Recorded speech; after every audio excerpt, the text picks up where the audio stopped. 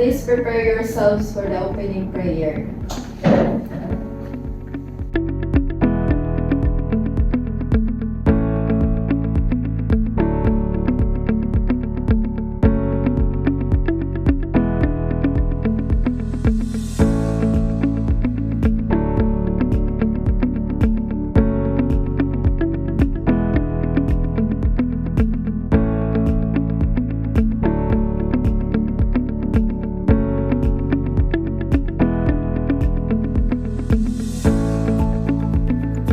Let us now recite the thesis philosophy.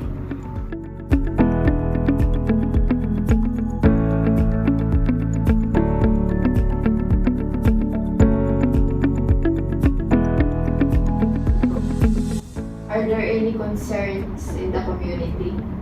Ma'am, nais ko pong i-pull up ang ilang residente na nahuli sa pag-aanta kaninang umaga. Nakapikto po ang kanilang pagkaantala sa formation ng community. Concerns noted.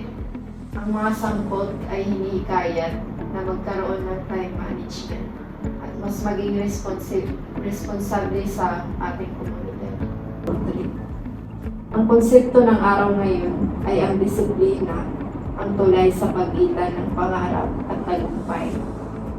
Tandaan natin na ang disiplina sa maliliit na bagay ay humahantong sa positibong pagbabago.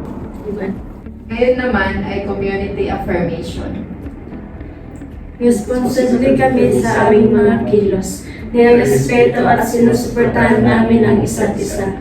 Nakatuon kami sa positibong pagbabago. Maraming salamat, komunidad. Ipagpatuloy natin ang araw na ito ng may disiplina, pagkakaisa at pananagutan. Maraming salamat, ma'am.